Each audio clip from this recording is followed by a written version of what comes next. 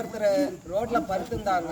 அவர் வந்து எதுக்காக படுத்திருந்தாங்க நம்மளுக்கு தெரியாது. ஃபர்ஸ்ட் வந்து அவர் போய் எப்படி நம்ம இது பண்ணணும்னு சொல்லிட்டு பார்க்கணும். ஃபர்ஸ்ட் போனோன்னா ஒரு நீல் டவுன் பண்ணிட்டு சார் ஃபர்ஸ்ட் இப்படி இது ஷவுட் பண்ணணும். ஃபர்ஸ்ட் வந்து ஷேக் பண்ணணும், குலுக்கணும், ஷவுட் பண்ணணும், கத்தணும், சார்னு அப்புறம் ஷவுட் பண்ணணும்.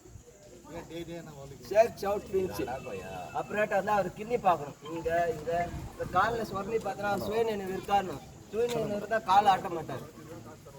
இப்ப இவர் வந்து சுயநினைவு இல்லை. அதனால வந்து இவர் எப்படி சார் வந்து இப்போ நம்ம சார் ரீசெண்டா இறந்துட்டாருன்னு சொல்லிட்டு நம்ம ஃப்ரெண்டு சொன்னாரு. அதனால இந்த மெத்தட் வந்து நம்மளுக்கும் நம்ம சுற்றி இருக்கிறவங்களுக்கும் கரெக்டா இருக்கணும்ன்றதுக்காக தான் இந்த கிளாஸே தவிர ஃபர்ஸ்ட் வந்து சிபிஆர் இருந்துச்சு, கார்டியோ பல்மனரி ரிசர்ச்சேஷன். இப்போ வந்து சிசிஆர் ஆச்சு, கார்டியோ கம்ப்ரஸர் ரிசர்ச்சேஷன். அதனால வந்து ஃபர்ஸ்ட் அவர் போனோன்னா லுக் லிசன் ஃபீல் 8 ஃபுட் இருக்க தரமா அவர் வந்து செக் பண்ணிருந்தார். இந்த ஹார்ட் அட்டாக் இது வந்து அன்கான்சியஸ் நேரில் வந்து அவர் வேற எதுனா அடிபட்டிருக்கா, தலையில, கையில, காலில், இடுப்புல, இல்லை வந்து பாதத்தில் எதுனா அடிபட்டிருக்கான்னு பார்த்துடணும். ஃபுல்லாக அவரை செக் பண்ணிட்டு அவருக்கு எந்த அடியும் இல்லை அப்படின்னோன்னா சுவாசத்தை வந்து நம்ம இங்கே வந்து மூச்சு இப்படி லுக் லிசன் ஃபீல் முடிஞ்சிச்சு, ஷேக் சவுண்ட் பிரிண்ட். இப்போ வந்து லுக்கு அவர் பார்க்குறோம், லிசன், அப்புறம் என்ன ஃபீல். இங்கேருந்து பார்த்துட்டு அவருடைய சுவாச காற்று நம்ம சின்னில் படுதான்னு பார்க்கணும். அப்படியும் படல அப்படின்னா அவருக்கு வந்து கன்ஃபார்மாக வந்து அவர் வந்து அன்கான்சியஸ் லெவலில் இருக்காருன்னு நம்ம வந்து கேதர் பண்ணிக்கணும். அப்புறமேட்டு வந்து இங்கே கரோடிட் பல்ஸ் இருக்கும். இங்கே நீங்களே எல்லாரும் வச்சு பார்த்தீங்கன்னா இந்த இடத்துல திரும்பினா இங்கே ஒரு பல்ஸ் வரும், கரோடிட் பல்ஸ். இங்கே இருந்து இப்படி வச்சு இப்படி திரும்பினா இந்த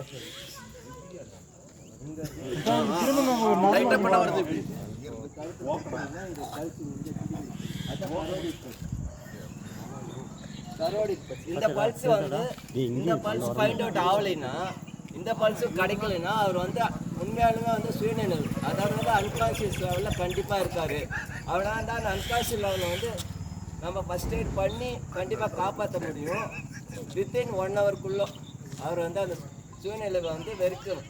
ஆனால் வந்து அந்த அன்கான்சியஸ் எதுக்கு ஏற்படுதுன்னா, அந்த டங்கு இருக்குது, நாக்கு வந்து உள்நாக்கு வந்து மடிஞ்சு உள்ளே போயிடுச்சுன்னா பின் பைப்பும் ஏர் பேசஞ்சும் பிளாக் ஆகிடும்.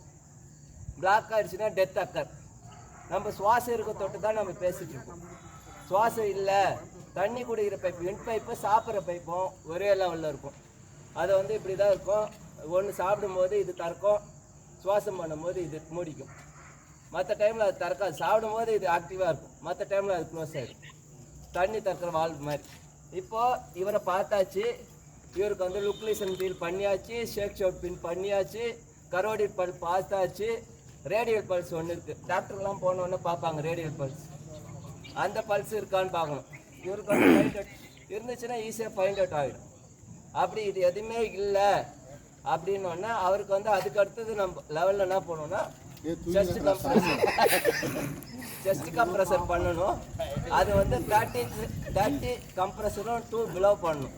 இப்போ இந்த கொரோனா டைமில் வந்து அந்த பிலோ பண்ண முடியாது. அதை வந்து 5 இயர்ஸ்க்கு ஒன்று வந்து டெவலப்மெண்ட் பண்ணி ஒன்லி கம்ப்ரஸர் மட்டும் கொடுக்க சொல்லியிருக்காங்க. கம்ப்ரஸர் மீன்ஸ் வந்து செஸ்ட்டும் ஹார்ட்டும் வந்து பம்ப் ஆகும். அதை வந்து ஹார்ட்டை வந்து ஆர்டியல் லங்ஸும் வந்து திருப்ப செயற்கை சுவாசம் மூலிமா நம்ம இது பண்ணுறதுக்காக இந்த மெத்தடை நீங்கள் கண்டிப்பாக வந்து இது நீல் டவுன் பண்ணணும். அவர் வந்து ஃப்ளாட்டாக படுக்க வைக்கணும் எங்கே இருந்தாலும் சரி. இங்கே இல்லை, பெஞ்சு இருந்தால் ஒரு பெஞ்சுனா கட்டை பெஞ்சு அது மாதிரி எதுவும் ஃபோல்ட் ஆகாமல் ஷேக் ஆகாமல் பண்ணிவிட்டு அவருக்கு வந்து ஆர்டிப் எந்த சைடு இருக்கும், அவர் லெஃப்ட் சைடில் இருக்கும். இப்போ அவர் லெஃப்ட் சைடில் நம்ம ரைட் சைடில் வந்துடணும். அந்த சைடில் பண்ணக்கூடாது. ஆப்போசிட் சைடு வந்து நீல் டவுன் பண்ணிவிட்டு நம்ம இங்கேருந்து அவரை ஃபைண்ட் அவுட் பண்ணோம். நம்மளுக்கு எத்தனை ரிப் எலும்பு இருக்கு? 16 ஃப்ளோட்டிங் ரிப்ஸ்லாம் சேர்த்து வரும். அந்த ஃப்ளோட்டிங் ரிப்ஸ்லேருந்து கரெக்டாக எடுத்து இந்த உதர விதானம்னு சொல்லுவாங்க தமிழில். இங்கேருந்து இந்த பாதி இந்த பாதி அதில் வந்து அடி வயத்துலேருந்து நேராக எடுத்துனே வந்தீங்கன்னா இங்கே நெஞ்சு குழிக்கு மேலே ஒரு இது இருக்கும். இங்கே பாருங்க, அவனு இருக்கும். இதுக்கு மேலே 2 விரல் வைக்கணும். 2 விரல் வச்சு உதர விதானம். இது வந்து செஸ்ட் கேவிட்டி. இங்கே வந்து கீழே இது பிரிக்கிறது வயிற்றுக்கும் நெஞ்சுக்கும், அது தமிழில் வரும்.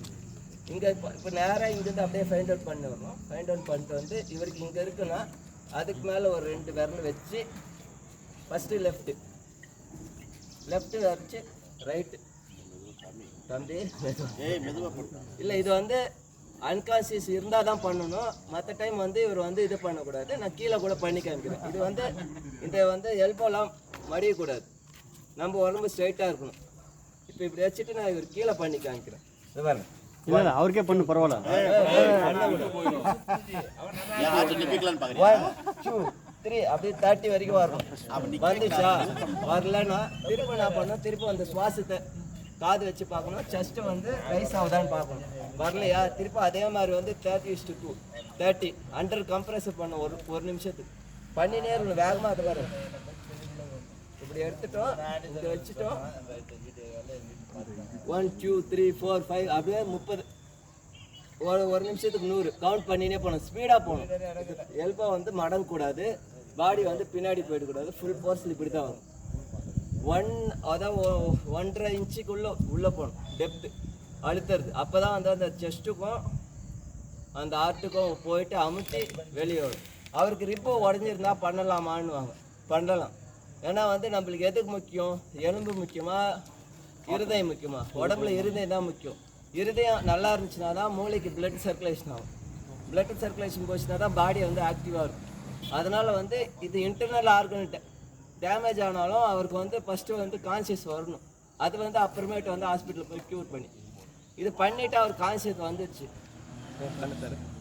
இப்போ பண்ணிட்டா இவர் கான்சியஸ் வந்துச்சு, இப்படியே விட்டுடலாமான்னு கேட்கணும். இப்படியே விடக்கூடாது. ஹாஸ்பிட்டலுக்கு வந்து ஆம்புலன்ஸ் ஃபோன் பண்ணி சொல்லிடணும். 108 வரும். வந்தோடனே இவர் இப்படியே இருக்காரு முடிச்சிட்டாருன்னு சொல்லிட்டு விட்டு போயிட்டீங்கன்னா திருப்பி வந்து அவருக்கு பிரச்சனை ஆகும். அந்த டங் ஃபால் பேக் சொன்னல, அந்த டங் ஃபால் பேக்கில் வந்து சின்ன அப்பு. இப்போ இந்த வந்து தொண்டை வந்து நேரம்